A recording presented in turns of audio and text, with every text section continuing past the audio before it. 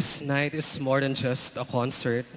It is a prayer in melody, a harana of the faithful, and a celebration of Mary's guiding presence in our lives.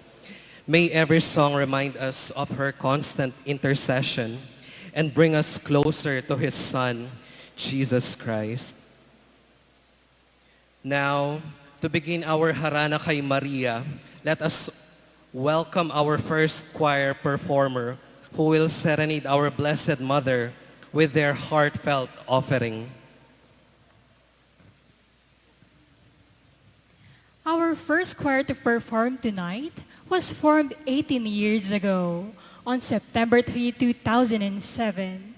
They began as Bolilit Choir, a small circle of young students who simply loved to sing.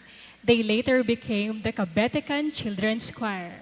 And today, they proudly carry the name Coro de Santa Cecilia.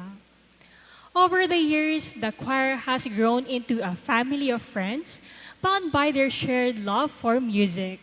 From childhood to adulthood, they have sang, laughed, and grown together, finding in their choir a constant source of joy, support, and lasting friendship.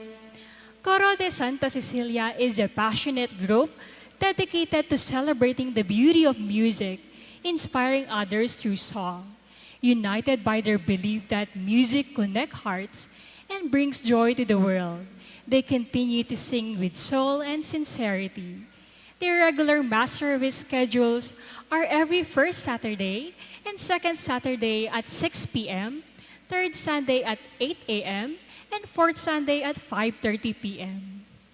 Tonight, they will be performing Bapo Reina by Crispin Cadiang, Aba Birheng Maria by Mark Joseph Ordonez, and O Ima by Erwin Limpin. Ladies and gentlemen, let us all welcome Coro de Santa Cecilia.